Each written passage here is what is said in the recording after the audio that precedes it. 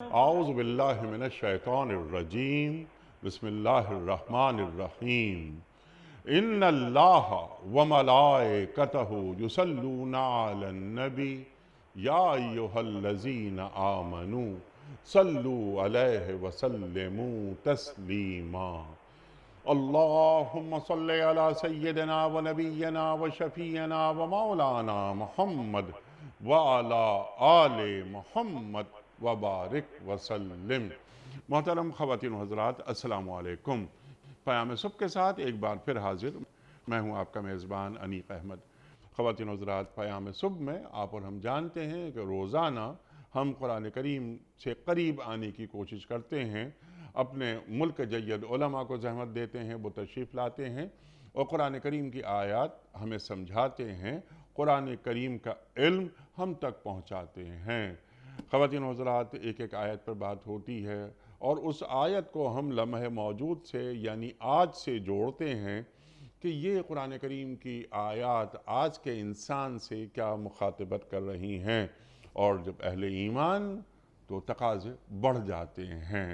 خواتین و حضرات، آج ہم سورہ حج کی آیت نمبر 41 پر بات کروائیں گے اپنے ملک کے ایک ممتاز عالم دین سے، ایک مفسر قرآن سے۔ اللہ حکمرانوں کو کچھ نصیحتیں کر رہا ہے یا طریقہ حکمرانی بتا رہا ہے کہ تمہیں اگر اقتدار ملے وہ بھی ہم دیں گے۔ الذین ان مکناہم فی الارض اقاموا الصلاۃ وآتوا الزکوٰۃ، جنہیں ہم زمین پر اقتدار دیں گے وہ کیا کریں گے؟ وہ نماز قائم کریں گے، زکوٰۃ کے ادارے قائم کریں گے۔ وَأَمَرُوا بِالْمَعْرُوفِ وَنَهَوْا عَنِ الْمُنکَرِ وَلِلَّهِ عَاقِبَةُ الْأُمُورِ۔ اللہ اکبر، اللہ اکبر۔ نیکی کا حکم دیں گے اور برائی سے روکیں گے۔ خواتین و حضرات، یہ مسلمان ریاست کے اندر حکمران کی ذمہ داری یا حکمران کے فرائض کیا ہوتے ہیں، اس پر بات کروائیں گے۔ خواتین و حضرات، سوال یہ بھی رکھیں گے کہ اقتدار ملکیت ہوتا ہے یا امانت ہوتا ہے؟ ایک مسلمان حکمران کو اللہ اور اللہ کے رسول صلی اللہ علیہ وآلہ وسلم کیسا دیکھنا چاہتے ہیں؟ عوام اور حکمران کے مابین تعلق کیسا ہوتا ہے؟ دین کیا تعلیم کرتا ہے؟ بہت سارے سوالات اس ذیل میں آئیں گے۔ پھر یہ کہ نیکی کا حکم دینا، برائی سے روکنا، معروف کسے کہتے ہیں، منکر کسے کہتے ہیں؟ کیا معروف اور منکر وہ ہیں کہ جنہیں اللہ اور اللہ کے رسول صلی اللہ علیہ وآلہ وسلم نے معروف اور منکر قرار دے دیا؟ قیامت تک معروف منکر نہیں ہو سکتا اور منکر معروف میں تبدیل نہیں ہو سکتا۔ یہ بھی سوال رکھیں گے، سیکھیں گے محترم ڈاکٹر حماد لکھوی صاحب سے۔ حماد لکھوی صاحب ایک جانا مانا نام ہمارے ملک کا، زندگی بھر آپ نے پڑھایا، مختلف جامعات میں تعلیم دی اور قرآن کریم کے علم کو آپ پھیلا رہے ہیں مسلسل۔ سورہ حج آیت نمبر 41۔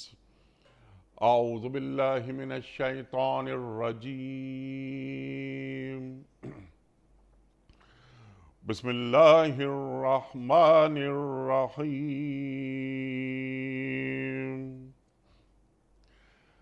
الذین ان مکناہم فی الارض اقاموا الصلاة وآتوا الزکاة وَأَمَرُوا بِالْمَعْرُوفِ وَنَهَوْا عَنِ الْمُنكَرِ وَلِلَّهِ عَاقِبَةُ الْأُمُورِ۔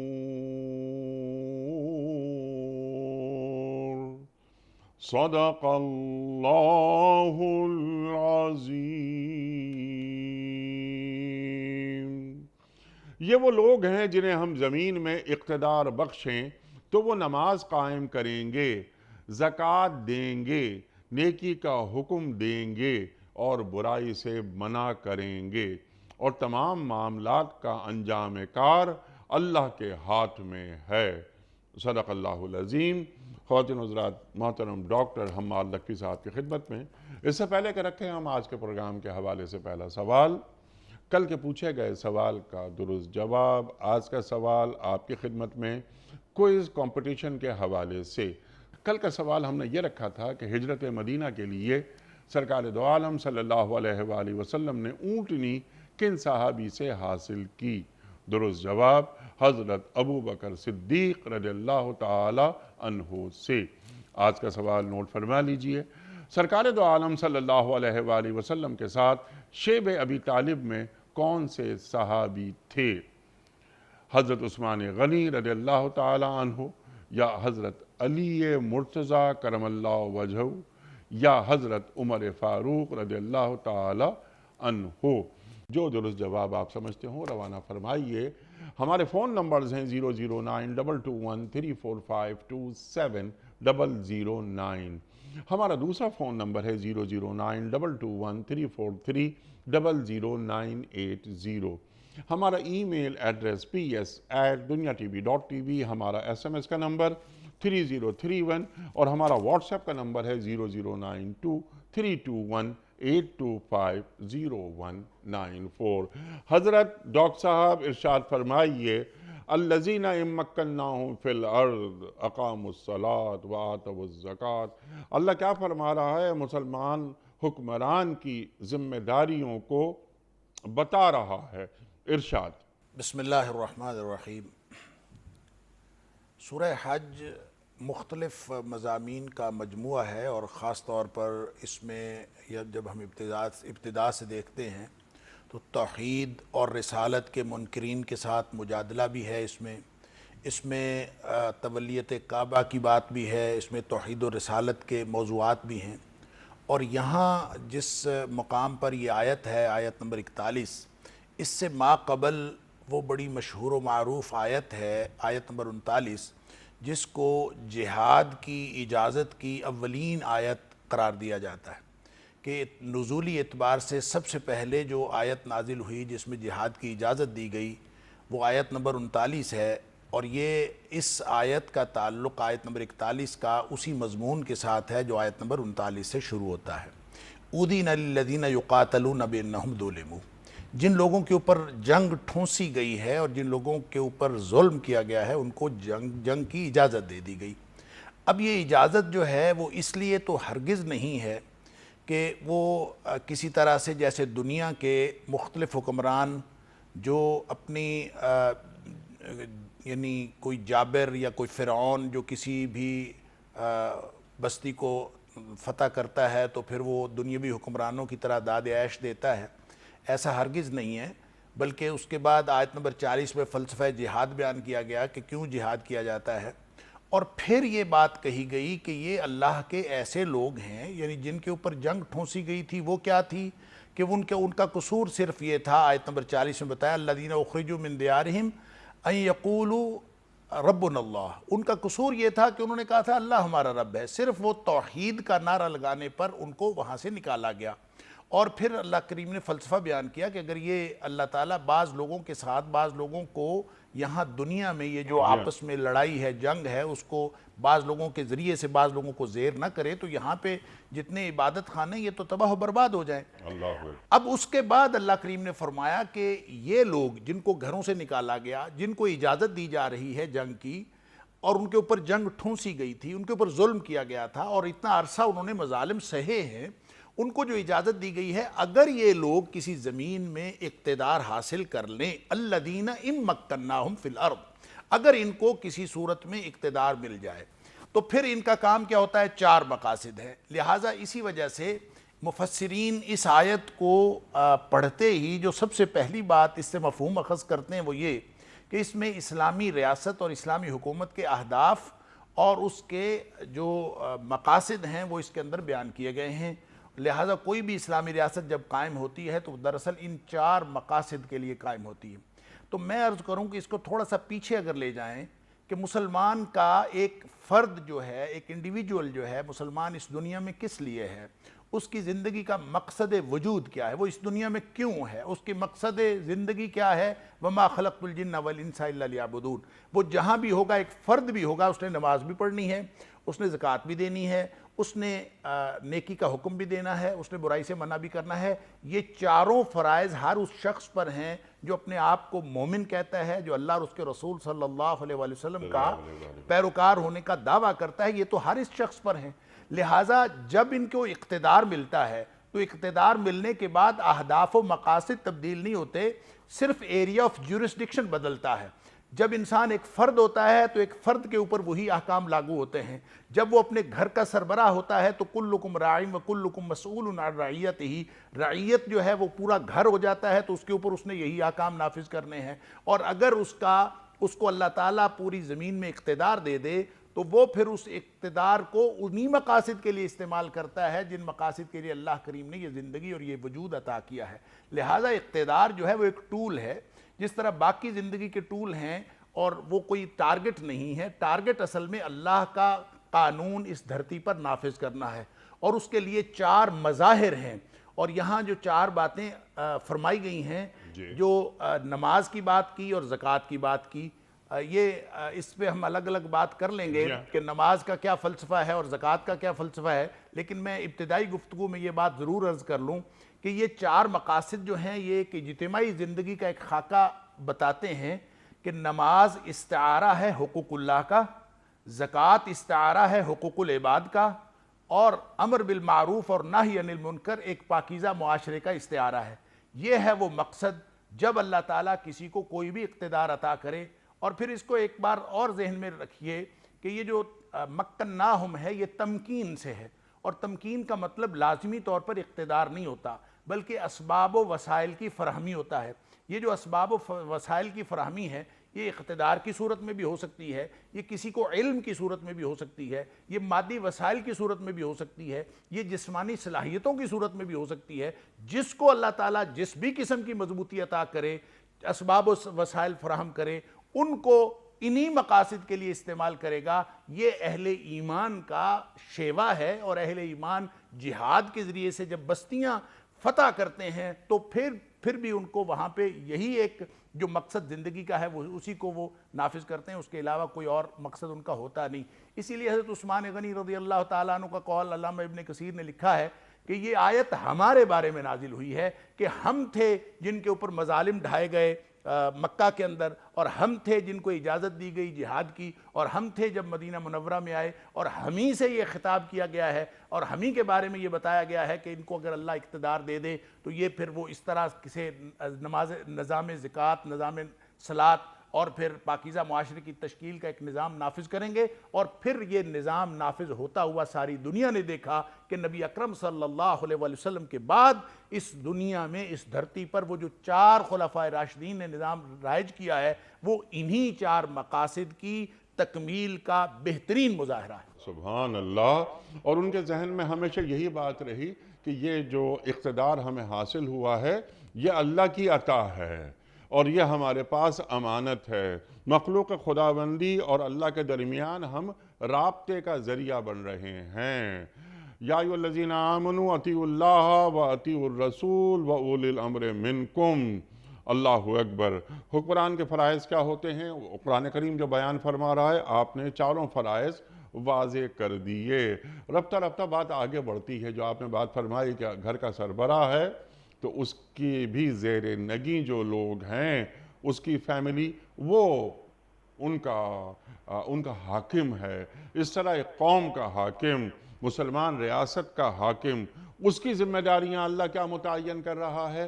آپ نے ڈاکٹر صاحب سبحان اللہ بیان فرما دیں۔ اب ہم ایک ایک بات کو کھولتے ہیں، بلکہ اس سے پہلے دین ریاست کیوں چاہتا ہے؟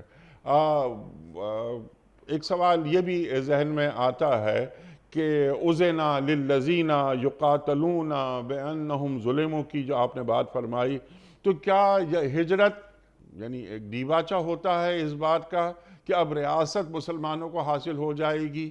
ایک بات تو یہ۔ دوسری بات یہ کہ کیا اللہ اپنی زمین پر اپنا نظام چاہتا ہے حکمران کے ذریعے؟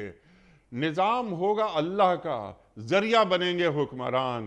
ذرا اسے کھولیے ڈاکٹر صاحب۔ دیکھیں، اللہ کا نظام زمین پر نافذ ہو یہ تو بنیادی مقصد ہے اس پوری کائنات کے وجود کا۔ اس لیے کہ ساری کائنات جو ہے وہ اللہ کے حکم کی پابندی کر رہی ہے۔ قرآن کا جو فلسفہ ہے اس پوری کائنات کے بارے میں وہ یہی ہے، اس کی پوری تفصیلات قرآن کے اندر موجود ہیں کہ یہ ساری کائنات، اس کا ایک ایک ذرہ، ہر چیز اللہ کی بندگی کر رہی ہے۔ اس میں جو حضرت انسان ہے اور جو جن ہیں، یہ ہیں جن کو اللہ تعالیٰ نے انحراف کا اختیار بھی عطا کر دیا ہے کہ یہ اگر اس بندگی سے اور اللہ تعالیٰ کی اس اطاعت سے اگر منحرف ہونا چاہیں تو ان کے پاس اختیار موجود ہے۔ اب وہ انحراف کا اختیار دے کر حکم ان کو دیا جا رہا ہے کہ یہ پھر بھی اللہ کی بندگی کریں، یا ایھا الناس اعبدوا ربکم، آپ اپنے رب کی بندگی کریں۔ لہٰذا اس دھرتی پر اللہ کا نظام نافذ ہو، یہ تو تقاضا ہے بنیادی طور پر شریعت کا، اور اس پہ ہر شخص کو جتنی استطاعت ہے، لا یکلف اللہ نفسا الا وسعہا، جس کی جتنی استطاعت ہے وہ اس فریضے کو ادا کرے گا، اور اگر وہ اپنی استطاعت کے مطابق فریضہ ادا نہیں کرتا تو اللہ کے ہاں وہ جواب دہ ہوگا کہ اس نے وہ فریضہ ادا کیوں نہیں کیا۔ اسی لیے کوئی شخص اگر اپنی ذات پر نہیں نافذ کرتا دین، جیسے میں نے پہلے عرض کیا، تو پھر وہ گناہگار ہے۔ پھر اگر وہ گھر کا سربراہ ہے تو گھر کا سربراہ اپنے پورے گھر پر اگر دین نافذ نہیں کرتا تو وہ اس کا ذمہ دار ہے۔ اور اگر کوئی مسلمان حکمران ہے جس کو اللہ تعالیٰ نے حکمرانی عطا کی، تو یہی تو بات یہاں ارشاد فرمائی جا رہی ہے، الذین ان مکناہم فی الارض، اگر ہم زمین کے کسی بھی حصے پر ان کو کوئی اقتدار دے دیں۔ اور میں نے تو عرض کیا اس تمکین کو آپ وسیع کر لیجئے، یہ صرف اقتدار نہیں ہے، کسی بھی طرح کی صلاحیت، کوئی ٹول، کوئی علمی ترقی، کوئی سائنسی ترقی، کوئی بھی چیز اللہ تعالیٰ جو عطا فرماتا ہے وہ سارا کا سارا اللہ کے دین کے نفاذ کے لیے استعمال ہونا چاہیے۔ ریاست قائم کرنا مقصد نہیں ہے، بلکہ وہ ایک بڑے مقصد کے حصول کا ذریعہ ہے۔ ڈاکٹر صاحب، آپ کی جو بات ہے بالکل واضح ہو گئی۔ اللہ کی زمین پر اللہ تعالیٰ کے احکامات کا نفوذ اللہ دیکھنا چاہتا ہے۔ ریاست کا حصول مقصد نہیں ہے، لیکن کسی بڑے مقصد کو حاصل کرنے کا ذریعہ۔ سبحان اللہ، سبحان اللہ۔ من لم یحکم بما انزل اللہ فاولئک هم الظالمون فاولئک هم الکافرون فاولئک هم الفاسقون۔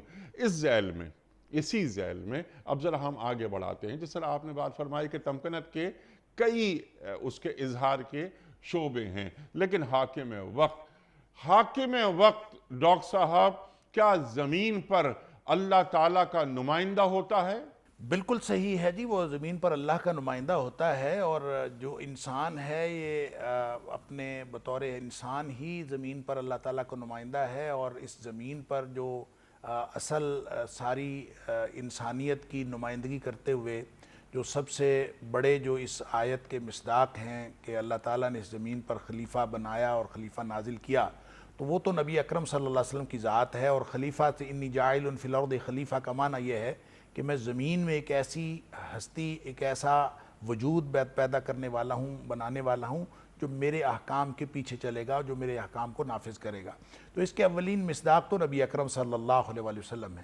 پھر اس کے بعد نبی اکرم صلی اللہ علیہ وسلم کے بعد حضرت ابوبکر صدیق رضی اللہ تعالیٰ عنہ خلیفۃ رسول اللہ ہیں، وہ اللہ کے رسول صلی اللہ علیہ وسلم کے خلیفے ہیں۔ پھر اسی طرح عمر فاروق رضی اللہ تعالیٰ عنہ کو کہا جاتا تھا یا خلیفۃ رسول اللہ، اے اللہ کے رسول کے خلیفے کے خلیفے، گویا نبی اکرم صلی اللہ علیہ وسلم کے بعد آئے حضرت ابوبکر صدیق رضی اللہ تعالیٰ عنہ، وہ ان کے پیچھے چلے، اور عمر فاروق رضی اللہ تعالیٰ عنہ وہ ان کے پیچھے چلے۔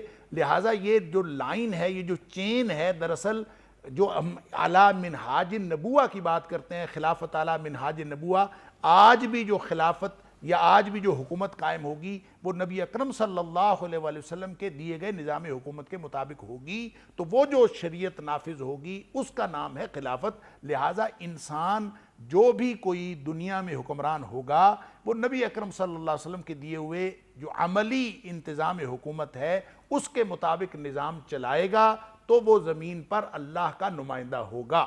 اور یہ اس کا تعلق اس بات سے نہیں ہے کہ وہ ڈائریکٹ اللہ تعالیٰ کا نمائندہ ہے، بلکہ یہ نمائندگی اس کو حاصل ہوئی ہے نبی اکرم صلی اللہ علیہ وسلم کے ذریعے سے اور نبی پاک صلی اللہ علیہ وسلم کے دیے ہوئے نظام کی پابندی کے ذریعے سے۔ سبحان اللہ، سبحان اللہ، سبحان اللہ۔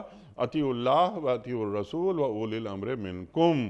اولی الامر سے پہلے اطیع کا لفظ نہیں آیا، کہ دیکھنا یہ بھی کیا پڑتا ہے ڈاکٹر صاحب کہ جو ہمارے پاس جو حاکم وقت ہے، جو اولی الامر ہے، یہ خود کتنی اللہ اور اللہ کے رسول صلی اللہ علیہ وسلم کی اطاعت کر رہا ہے؟ اگر وہ اس چین میں جڑا ہوا ہے اللہ اور اس کے رسول صلی اللہ علیہ وسلم کی اطاعت میں، اگر اس نے اپنے آپ کو محدود کیا ہوا ہے تو اس کی اطاعت سارے عوام الناس کے اوپر فرض ہے، اور اگر وہ خود اللہ اور اس کے رسول صلی اللہ علیہ وسلم کی اطاعت سے نکل جاتا ہے تو پھر اس کی اطاعت خود سے کوئی حیثیت نہیں رکھتی، لہٰذا اس کی نمائندگی جیسے میں نے عرض کیا وہ اللہ اور اس کے رسول صلی اللہ علیہ وسلم کی اطاعت کے ذیل میں ہے، اور دنیا میں جتنے بھی مسلمان خلفاء ہیں اگر وہ اللہ اور اس کے رسول صلی اللہ علیہ وسلم کے نظام کو نافذ کریں گے تو عوام کے اوپر ان کی جو اطاعت ہے وہ فرض ہے، اور اگر وہ اللہ اور اس کے رسول صلی اللہ علیہ وسلم کے احکام کی خلاف ورزی کریں گے تو پھر عوام الناس کے اوپر ان کی اطاعت فرض نہیں ہے۔ اچھا، خیر اس پر مزید گفتگو سے گریز اور پرہیز کرتے ہوئے ورنہ سوال تو یہ بنتا ہے کہ آج پورے عالم اسلام میں، مسلم گلوب میں کتنے حکمران ایسے ہیں جو آپ کے بتائے ہوئے جو فارمولہ ہے، جو کلیہ ہے، اس پر پورے اترتے ہیں، لیکن ہم صرف آیت پہ فوکس کر لیتے ہیں۔ میرا خیال یہ ہے کہ اس کو ہم اگر کسی بڑی بحث سے بچنے کے لیے ہم اس کو اوائڈ نہ کریں، یہ سوال ہے اور میں اس پہ چند باتیں عرض کر دیتا ہوں، اور اصل میں گزارش یہ ہے کہ نبی اکرم صلی اللہ علیہ وسلم نے، یہ دین ہے اور دین بڑا پریسائزڈ ہے، یہ ہو نہیں سکتا کہ دین کہیں مسلمانوں کو بند گلی میں چھوڑ کے چلا جائے اور کہ کوئی ایسا سوال ہو جو لوگوں کے ذہنوں میں، یا ایسی سچویشن پیدا ہو جو لوگوں کے ذہنوں میں ہے یا لوگ عملی طور پر فیس کر رہے ہوں اور شریعت نے اس کا کوئی جواب نہ دیا ہو یا اس کے لیے کوئی حل نہ بتایا ہو۔ دیکھیں نبی پاک صلی اللہ علیہ وسلم نے یہ بتایا کہ ایسے خلفاء ہوں گے کہ جن کی بعض باتیں تم پسند کرو گے اور بعض باتیں ٹھیک نہیں ہوں گی، بعض باتیں نیکی والی ہوں گی اور بعض باتیں برائی والی ہوں گی۔ تو صحابہ کرام نے پوچھا اللہ کے رسول صلی اللہ علیہ وسلم آپ ہمیں کیا حکم دیتے ہیں کہ ہم ان کے خلاف اٹھ کھڑے ہوں، ہم ان کی برائیوں کی وجہ سے ان کے خلاف ہم خروج کر لیں، ان کے خلاف ہم لڑائی کریں؟ نبی پاک صلی اللہ علیہ وسلم فرمایا نہیں، آپ نے ان کے خلاف لڑائی نہیں کرنی۔ کیوں لڑائی نہیں کرنی؟ اس لیے نہیں کرنی، ایک تو ایک مختلف حدیث ہے، میں خلاصہ عرض کر دیتا ہوں۔ مثلا ایک حدیث میں آپ نے فرمایا حتی ما صلو، اس وقت تک آپ نے ان کے خلاف کوئی لڑائی نہیں کرنی جب تک وہ نماز پڑھتے ہوں۔ اب یہ جو نماز پڑھنے کی بات ہے، یہ اس کا مطلب یہ نہیں ہے کہ 5 وقت مسجد میں جا کے باجماعت نماز پڑھتے ہو تو ٹھیک ہے، اور اگر کوئی ایک نماز مس ہو گئی تو آپ ان کے خلاف لڑائی کر لیں گے، یہ نہیں ہے اس کا مطلب۔ اس کا مطلب یہ ہے کہ اگر وہ دین کے جو بنیادی شعائر ہیں اور دین کے جو بنیادی ارکان ہیں ان کو وہ تسلیم بھی کرتے ہیں، ان کو وہ مانتے بھی ہیں اور ان پر عمل درآمد کو اپنا فریضہ سمجھتے ہیں، تو آپ نے اس کے خلاف لڑائی نہیں کرنی۔ جو چھوٹی موٹی کوتاہیاں ہیں عملی طور پر وہ کسی سے بھی ہو سکتی ہیں، تو کسی سے جو عملی کوتاہی ہے وہ کسی کے خلاف خروج کی اجازت نہیں دیتی۔ تو ہمارے جو موجودہ حکمران ہیں وہ کسی بھی ملک کے ہوں، اگر وہ نفس عبادت اور نفس نماز اور جو دین کی مبادیات ہیں اور دین کی جو ابتدائی چیزیں ہیں اور جو کتاب و سنت کو اصولی طور پر مانتے ہیں، تو وہ اسلامی حکومت کے حکمران ہیں، ان کے خلاف کسی کو بھی خروج کرنے کی قطعی اجازت نہیں ہے۔ سبحان اللہ۔ اس لیے میں اس کو عرض کرتا ہوں کہ ایک انسان ہے، وہ اگر نماز نہیں پڑھتا 5 وقت، وہ روزہ نہیں رکھتا، وہ زکوٰۃ بھی ادا نہیں کر سکتا، وہ پھر بھی مسلمان ہے، اور اس کے خلاف کسی شخص کو، کسی تاکہ حکومت کو بھی اس کے خلاف کوئی ایکشن لینے کی اجازت نہیں ہے۔ بعین ہی جو ملک ہے وہ ملک بھی ایک فرد کی حیثیت میں ایک وجود ہے، اور اس وجود کا جو اظہار ہو رہا ہے وہ اس کے آئین سے ہو رہا ہے کہ وہ آئین کہتا ہے کہ کتاب و سنت کے مطابق ہوگا اور کتاب و سنت کے خلاف کوئی اصول قانون نہیں بن سکتا۔ اس کا مطلب یہ ہے کہ جس طرح ایک فرد اپنے دعوے کے اعتبار سے لا الہ الا اللہ اور محمد رسول اللہ صلی اللہ علیہ وسلم پر یقین رکھتا ہے اور عملی کوتاہیوں کے باوجود وہ مسلمان ہے اور اس کے خلاف کوئی ایکشن نہیں لیا جا سکتا، اسی طرح جو ملک اسلامی جمہوریہ پاکستان ہے اور اس کا آئین کہتا ہے کہ کتاب و سنت اس کا سب سے زیادہ سپریم لا ہوگا، تو اس دعوے کی وجہ سے کسی شخص کو یہ اجازت نہیں ہے کہ وہ ایسے حکومت کے خلاف یا ایسی ریاست کے خلاف دین کی بنیاد پر کوئی کام کرے، دین نے قطعاً ایسی اجازت نہیں دی، کسی شخص کو یہ اجازت نہیں ہے کہ ایسے حکمران یا حکومت کے خلاف وہ عمل کرے جو دین کے وجود کو مانتے ہیں اور اپنے دعوی ایمان کو ثابت بھی کرتے ہیں، اور عملی طور پر ہزار کوتاہیوں کے باوجود کسی کو اجازت نہیں ہے کہ ان کے خلاف کوئی بھی کسی قسم کی کارروائی کرے۔ سبحان اللہ، سبحان اللہ۔ اور ریاست میں شاعر اسلامی پر عمل ہو رہا ہے، کسی بھی شاعر اسلامی کی راہ میں رکاوٹ نہیں بنتے، تو ان کی اطاعت کی جائے گی۔ الحمدللہ۔ ٹھیک ہے ڈاکٹر صاحب۔ اچھا، اب فرائض پہ آ جاتے ہیں۔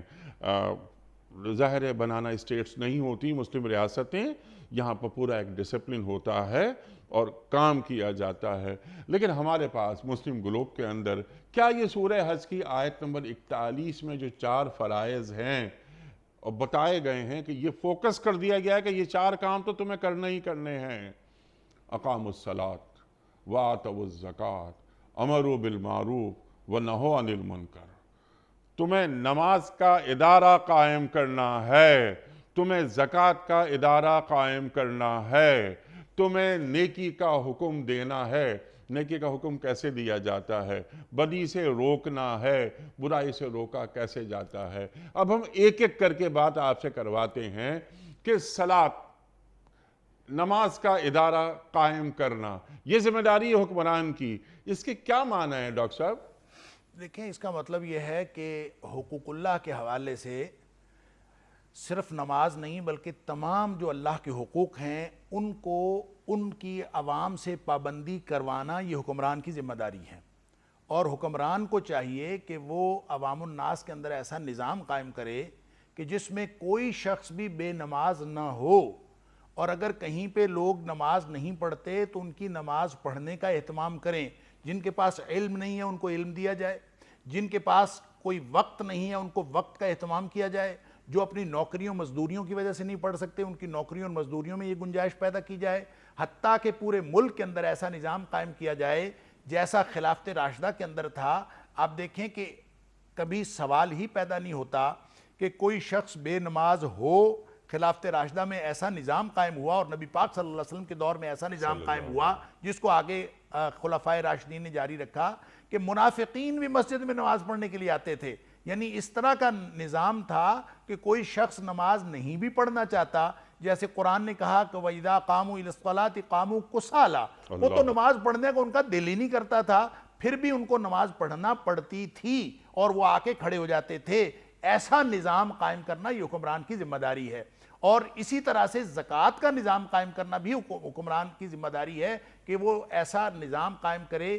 دیکھیں، نماز اور زکوٰۃ جب آپ ان کو چھوٹے فرائض سمجھ کر اور چھوٹے اعمال سمجھ کر چھوڑ دیتے ہیں تو پورے جو ملک اور ریاست کی بنیادیں ہل جاتی ہیں، اور جب وہ شرعی ریاست نہیں رہتی تو اس کے اوپر لوگ آہستہ آہستہ ان نماز اور زکوٰۃ جیسے فرائض سے وہ آہستہ آہستہ دور ہوتے چلے جاتے ہیں۔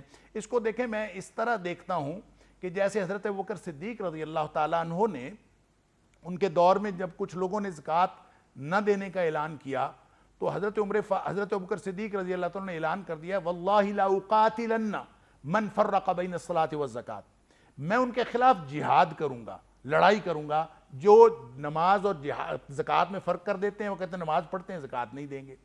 اب اس پر جو ہے اس قدر کیفیت جو ہے وہ پیدا ہوئی افراتفری کی کہ عمر فاروق رضی اللہ تعالیٰ عنہ جیسا شخص جو ہے وہ یہ کہنے پر مجبور ہو گیا کہ یا خلیفۃ رسول اللہ صلی اللہ علیہ وسلم تعلف الناس ورفق بہم، آپ لوگوں کے اوپر نرمی کیجئے اور ان کے ساتھ نرمی کا سلوک کیجئے، ایسا سخت سلوک نہ کیجئے۔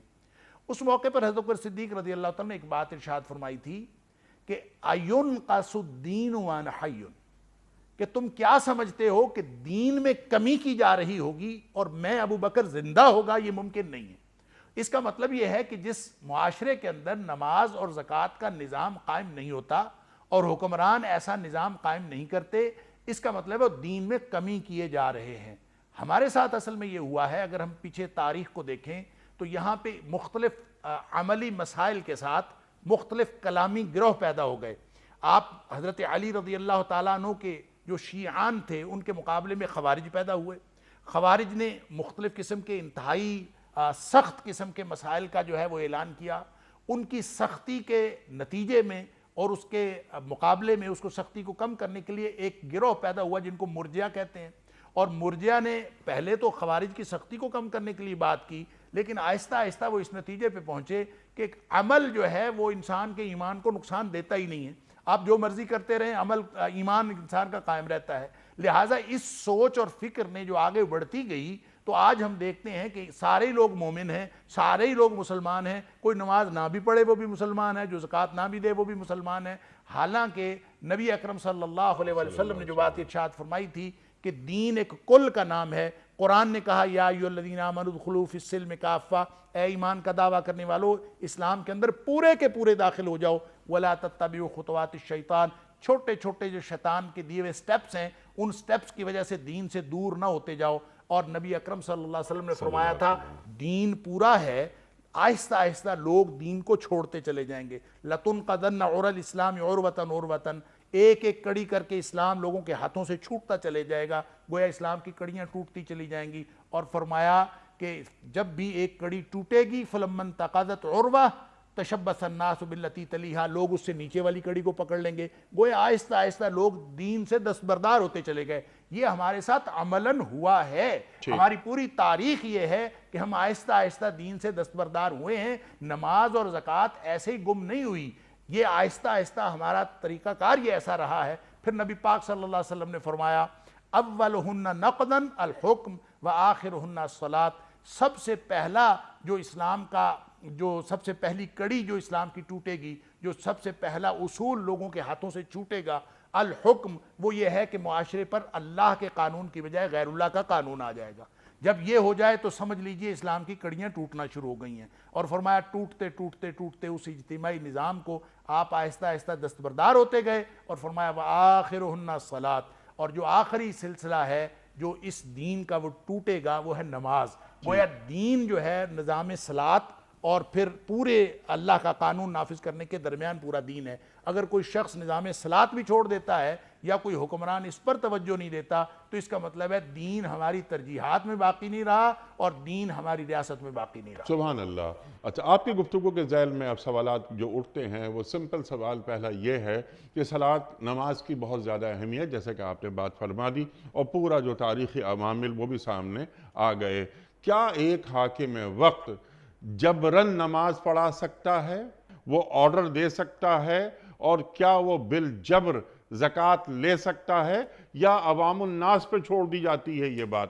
دیکھیں، یہی تو بات میں نے عرض کی ہے کہ نظام صلاۃ اور نظام زکوٰۃ قائم کرنا یہ حکمرانوں کی ذمہ داری بلکہ بنیادی ذمہ داریوں میں سے ہے. میرا سوال یہ ہے کہ کیا بالجبر ہو سکتا ہے یہ کام؟ بالکل جب بالجبر ہو سکتا ہے کہ صدیق اکبر رضی اللہ تعالیٰ نے بالجبر کیا ہے. زکوٰۃ کے حوالے سے، زکوٰۃ کے حوالے سے میں کیا، نماز کی ساتھ آپ بات نے کر یہ رہا بھی ہوں کہ فرمایا نماز کے حوالے سے من فرق بین الصلاۃ والزکوٰۃ، جو نماز اور زکوٰۃ کے درمیان فرق کرے گا میں اس کے خلاف لڑوں گا. اس کا مطلب ہے لوگ اگر زکوٰۃ کی پابندی نہیں کرتے، نماز کی پابندی کرتے ہیں، یا زکوٰۃ کی پابندی کرتے ہیں اور نماز کی پابندی نہیں کرتے، دونوں صورتوں میں حکمران ان کے اوپر سختی کرے گا. دیکھیں، بالجبر کا معنی یہ نہیں ہے کہ وہ کوئی کوڑے کے ساتھ یا اس طرح سے کوئی ڈنڈا مار کے ان کو نماز پڑھائی جائے گی. ایک نظام بنا دیا جائے جس میں لوگوں کو نماز پڑھنی پڑے. جیسے میں نے عرض کیا ہے کہ نبی پاک صلی اللہ علیہ وسلم نے جو نظام دیا تھا اس میں منافقین بھی نماز سے پیچھے نہیں رہتے تھے، ان کو نماز پڑھنی پڑتی تھی.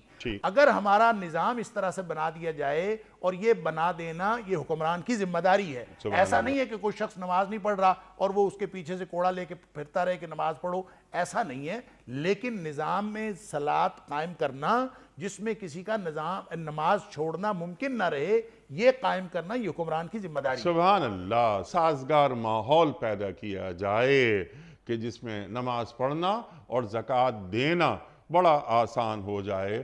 تو جو خلیفہ اول حضرت ابوبکر صدیق رضی اللہ تعالیٰ عنہ نے ان کے خلاف جہاد کیا جو منکرین زکوٰۃ تھے. تو ہمارے پاس زکوٰۃ کا انکار تو نہیں کیا جاتا، لیکن زکوٰۃ اپنے اپنے طور پہ دی جاتی ہے.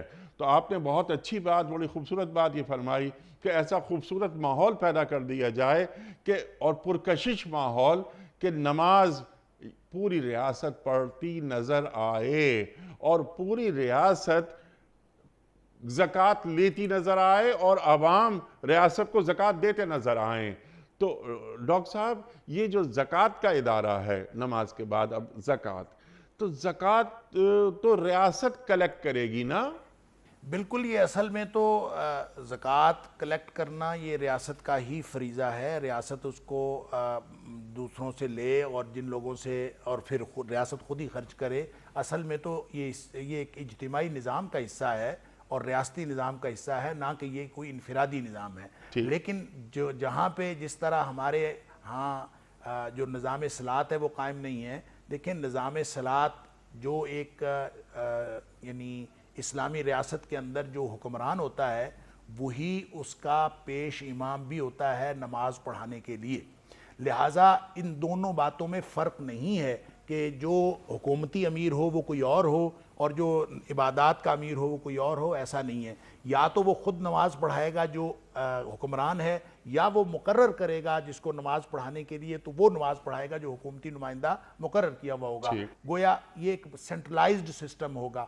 اسی طرح کا سینٹرلائزڈ سسٹم زکوٰۃ کا ہے. یہ دونوں نظام صلاۃ بھی اور نظام زکوٰۃ بھی یہ بنیادی طور پر تو ریاست کے ادارے ہیں اور ریاست کی ذمہ داری ہے کہ وہ اپنا نیچے تک ایک پورا جس کو کہتے ہیں گراس روٹ لیول تک ایک پورا سسٹم قائم کرے.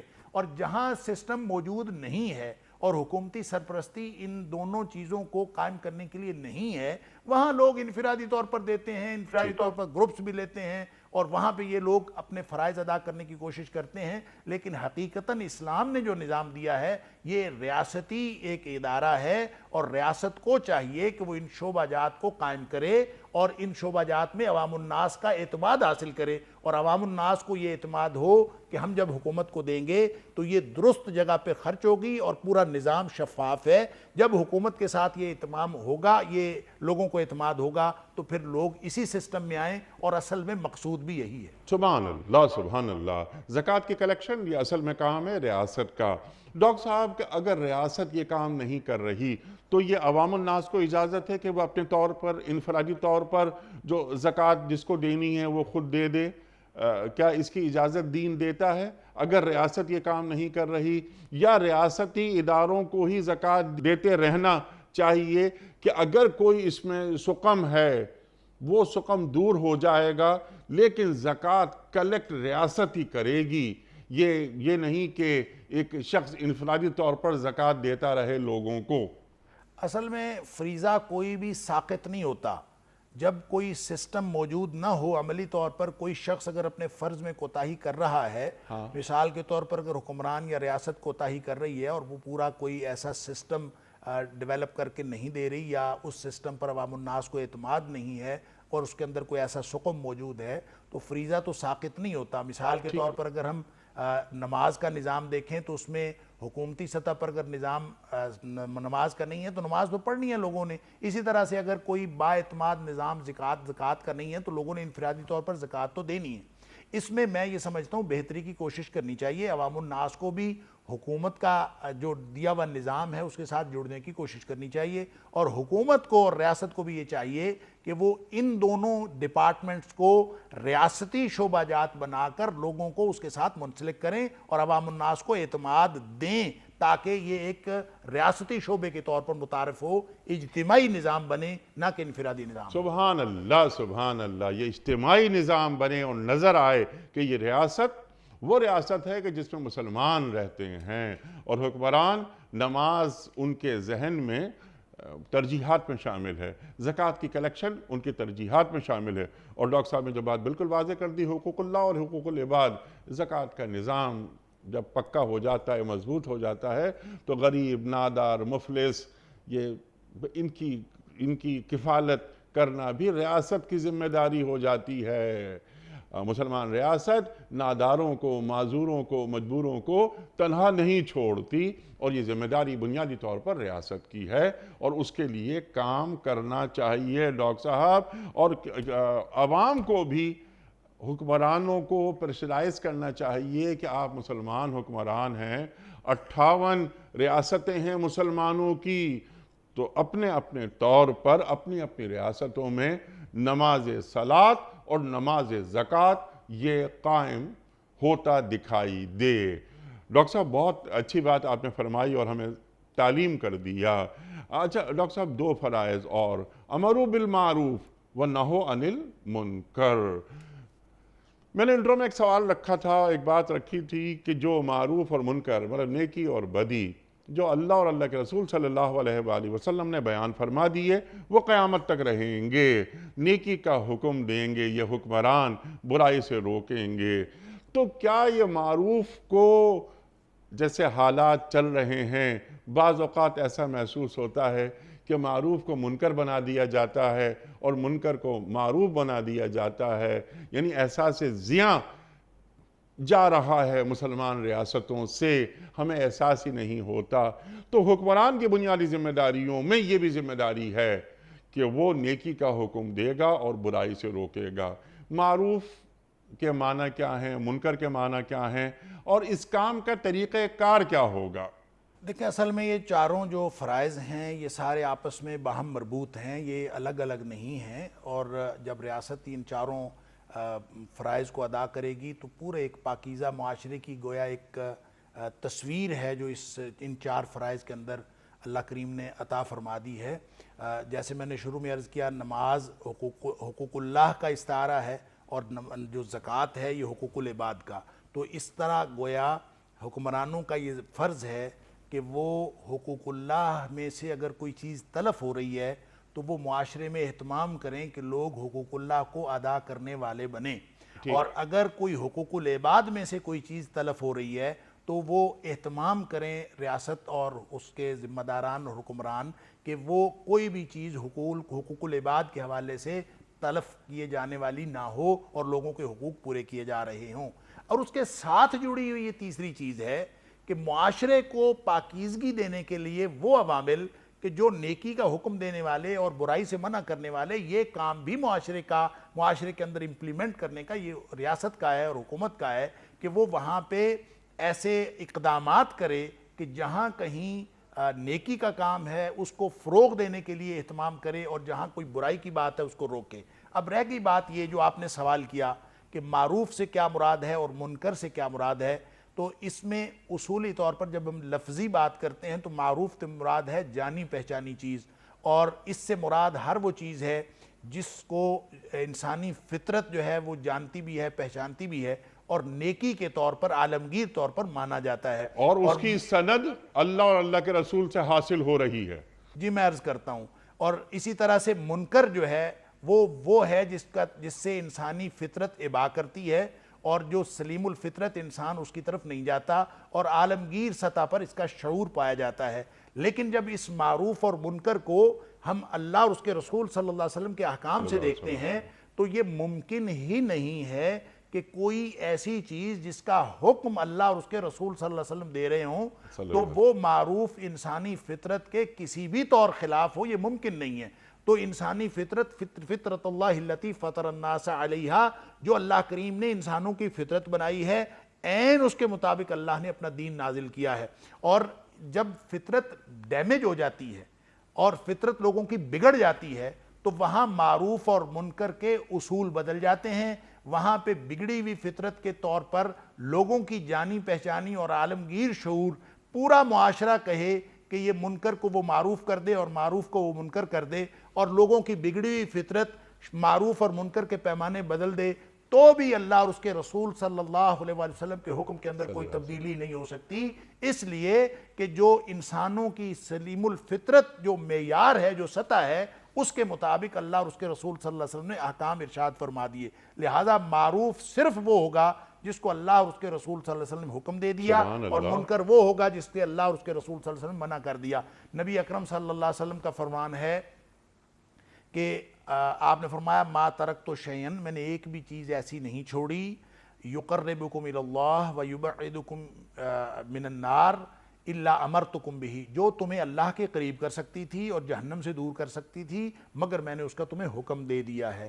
اور پھر آپ نے فرمایا وما ترکت شیئا، میں نے ایک بھی چیز ایسی نہیں چھوڑی، یبعدکم من اللہ، جو تمہیں اللہ سے دور کر سکتی تھی، ویقربکم من النار، اور جہنم کے قریب کر سکتی تھی، الا نہیتکم عنہ، مگر میں نے تمہیں اس سے منع کر دیا ہے۔ لہٰذا اللہ اور اس کے رسول صلی اللہ علیہ وسلم کی منع کردہ ہر چیز منکر ہے، اللہ اور اس کے رسول صلی اللہ علیہ وسلم کی حکم کردہ ہر چیز معروف ہے، یہی معیار ہے۔ اگر لوگوں کی کسی معاشرے کی فطرت سلیم ہوگی تو وہ اس کو پسند بھی کریں گے اور فطرتیں اس کے مطابق چلیں گی۔ اگر فطرتیں ڈیمیج ہوئی ہوں گی وہ اس کو ناپسند بھی کریں، وَلَوْ كَرِهَ الْمُشْرِكُونَ وَلَوْ كَرِهَ الْكَافِرُونَ، اور لوگ اس کو ناپسند کرتے ہوں تو بھی اللہ اور اس کے رسول صلی اللہ علیہ وسلم کے احکام پریویل کریں گے صلی اللہ علیہ وآلہ وسلم۔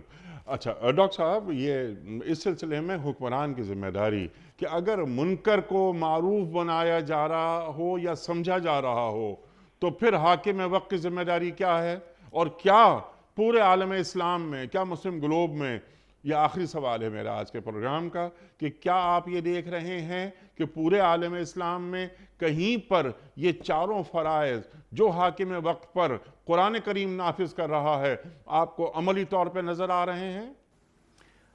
دیکھیں، یہ جو آپ کا سوال کا پہلا حصہ ہے اس کے بارے میں عرض کروں، حاکم وقت کے لیے جو نبی اکرم صلی اللہ علیہ وسلم نے بالکل ایک کلیہ قاعدہ بتا دیا، اور وہ کلیہ قاعدہ صرف حاکم وقت کے لیے نہیں ہے بلکہ ہر لیول کی، ہر سطح کی قوت نافذہ کے لیے ہے۔ فرمایا فَمَنْ رَأَى مِنْكُمْ مُنْكَرًا فَلْيُغَيِّرْهُ بِيَدِهِ، تم میں سے کوئی بھی شخص کسی بھی جگہ منکر کو دیکھے تو وہ اس کو اپنے ہاتھ سے روک دے۔ یہ جو ہاتھ سے روکنا ہے یہ ہے ہی اصل میں قوت نافذہ کا کام۔ تو ریاست کے پاس چونکہ قوت نافذہ ہوتی ہے لہٰذا بنیادی فریضہ کسی بھی جگہ منکر کو روکنے کا یہ دراصل ریاست کے پاس ہے۔ اور اس کے بعد جو دوسرا حصہ ہے، دوسری اس کی سطح ہے، وہ ہے وَإِن لَّمْ يَسْتَطِعْ فَبِلِسَانِهِ، اگر کسی کے پاس اس کا یعنی قوت نافذہ نہیں ہے تو وہ اس کو زبان سے روکے۔ تو ہو سکتا ہے کہ کوئی شخص جو ہے وہ اپنے گھر کے اندر، ظاہر ہے کہ ایک گھر کا سربراہ وہ اپنے گھر کے اندر قوت نافذہ ہے، اس کو اپنے گھر کے اندر وہ اپنی قوت کے ساتھ اس کو نافذ کرنا چاہیے، اور جو ریاست کے اندر نافذ کریں گے وہ حکمران نافذ کریں گے۔ یہ درجہ بدرجہ جو ہے یہ رعیت اور مسئولیت یہ بڑھتی چلی جاتی ہے، اور جہاں مسئولیت نہیں ہے، جہاں آپ کے پاس قوت نافذہ نہیں ہے، وہاں آپ صرف زبان سے روکیں گے۔ اور کم از کم پھر ایمان کا معیار یہ ہے کہ آپ برائی کو برائی سمجھے، فَإِن لَّمْ يَسْتَطِعْ فَبِقَلْبِهِ، کم از کم معیار یہ ہے کہ دل سے برا سمجھے۔ اور فرمایا وَذَلِكَ ضَعْفُ الْإِيمَانِ، یہ ایمان کا سب سے نچلا درجہ ہے۔ سمجھ میں بات یہ آئی، منکر سے جس معاشرے میں نفرت ختم ہو جائے گویا لوگوں کے دلوں سے ایمان رخصت ہو گیا۔ ٹھیک ہے ڈاکٹر صاحب، میرا سوال اسی ذہن میں یہ بھی تھا جو آپ نے بالکل واضح کر دی نا یہ بات، اور یہ بار بار اس بات پر آپ انسسٹ کر رہے ہیں کہ مختلف طبقات ہیں یہاں پر جو آپ نے نافذہ۔ سوال کا جو دوسرا حصہ تھا کہ دنیا میں کہیں یہ قائم ہے، جی دیکھیں اس کے لیے کوئی ہارڈ اینڈ فاسٹ ہم کوئی بیان تو نہیں دے سکتے، کوئی سویپنگ سٹیٹمنٹ، لیکن بہت سارے ایسے ممالک موجود ہیں جن کے اندر بنیادی جو دینی شاعر ہیں ان کی پابندی کروائی جاتی تھی۔ میں نے یہ تھی کہا ہے نہیں کہا، اور یہ کرائی جاتی تھی، لیکن with the passage of time شاید ہم دستبردار ہو رہے ہیں۔ آہستہ آہستہ مسلمان حکمران جن حکومتوں سے، جن ممالک کو ہم بطور مثال پیش کیا کرتے تھے، آہستہ آہستہ شاید ہم اس سے بھی دستبردار ہوتے جا رہے ہیں۔ اور جو نبی کریم صلی اللہ علیہ وسلم کا وہ فرمان کہ آہستہ آہستہ اسلام کی کڑیاں ٹوٹتی چلی جائیں گی، تو ہم شاید اب اس کا حصہ بنتے جا رہے ہیں، اور ان ممالک کے اندر جہاں پہ یہ عملی طور پر قائم تھا اور نافذ تھا وہاں سے بھی آہستہ آہستہ یہ چیزیں ختم کی جا رہی ہیں، اور اس سے بڑا المیہ امت کا کوئی ہو نہیں سکتا۔ اللہ اکبر، جن کے ہاتھوں میں قوت نافذہ ہے، ڈاکٹر صاحب نے جیسے فرمایا کہ وہ رفتہ رفتہ ان کے پاس سے بھی یہ چیز دور ہوتی چلی جا رہی ہے۔ ڈاکٹر صاحب آپ کا بڑا شکریہ، بڑا ممنون آپ تشریف لائے۔ خواتین و حضرات، بہرحال وہ عمل ہو یا نہ ہو، قرآن کریم میں یہ سورہ حج کی آیت نمبر 41 رکھ دی گئی، حکمران بھی اسے پڑھتے ہیں، عوام بھی اسے پڑھتے ہیں، اور قیامت تک پڑھتے رہیں گے کہ الذین مکناہم فی الارض اقاموا الصلاۃ وآتوا الزکاۃ وامروا بالمعروف ونہوا عن المنکر وللہ عاقبۃ الامور۔ اللہ اکبر۔ ڈاکٹر صاحب میں آپ کا بڑا ممنون ہوں، بڑا شکر گزار کہ آپ نے اس آیت کے تعلق سے اور ہماری ذمہ داریوں کے حوالے سے آپ نے ہمیں تعلیم فرمایا۔ خواتین و حضرات، جن کے رتبے ہیں سوا، ان کو سوا مشکل ہے۔ حکمرانی کے آداب کیا ہوتے ہیں، فرائض کیا ہوتے ہیں، اور کیا ان کی حکمرانی کے ثمرات عوام تک منتقل ہو رہے ہیں یا نہیں ہو رہے، اس پر بھی انشاءاللہ کسی اور پروگرام میں بات کروائیں گے۔ وقت یہاں مکمل ہو گیا ہمارے آج کے پروگرام کا کوئز۔ کل کا سوال ہمارا یہ تھا کہ ہجرت مدینہ کے لیے سرکار دو عالم صلی اللہ علیہ وآلہ وسلم نے اونٹنی کن صحابی سے حاصل کی؟ درست جواب حضرت ابو بکر صدیق رضی اللہ تعالی عنہ سے۔ آج کا سوال نوٹ فرما لیجئے، سرکار دو عالم صلی اللہ علیہ وآلہ وسلم کے ساتھ شیب ابی طالب میں کون سے صحابی تھے؟ فرسٹ آپشن حضرت عثمان غنی رضی اللہ تعالی عنہ، یا حضرت علی مرتضی کرم اللہ وجہہ، یا حضرت عمر فاروق رضی اللہ تعالی عنہ۔ جو درست جواب آپ سمجھتے ہو روانہ فرمائیے۔ ہمارے فون نمبرز ہیں 0092213452709۔ ہمارا دوسرا فون نمبر ہے 009221343000980۔ ہمارا ای میل ایڈریس ps@duniatv.tv، ہمارا SMS کا نمبر 3031 اور ہمارا واٹس ایپ کا نمبر ہے 00923258250194۔ خواتین و حضرات، قرآن اندازی کراچی میں کوئی نہیں، کاش ڈاکٹر حماد لکھوی صاحب کراچی میں ہوتے اور ان کے دست مبارک سے ہم یہ پرچی نکلواتے۔ یہ ہیں سیالکوٹ سے فیضان علی۔ فیضان علی صاحب سیالکوٹ سے آپ کی خدمت میں دنیا ٹی وی کی جانب سے دینی کتب پر مشتمل گفٹ ہیمپر آپ کے گھر بذریعہ کوریئر روانہ کیا جا رہا ہے۔ آپ کو بہت بہت مبارک ہو۔ پیام صبح کا اختتام ہوتا ہے روزانہ ایک قول پر، اور وہ قول ہوتا ہے صاحب نہج البلاغہ امیر المومنین حضرت علی مرتضی کرم اللہ وجہہ کا۔ آپ فرماتے ہیں کہ اس بھلائی میں کوئی بھلائی نہیں جو برائی کے ذریعے حاصل کی گئی ہو۔ اللہ اکبر۔ اس بھلائی میں کوئی بھلائی نہیں جو برائی کے ذریعے حاصل کی گئی ہو۔ اللہ اکبر۔ اپنے میزبان انیق احمد کو کل تک کے لیے اجازت دیجیے۔ خدا حافظ۔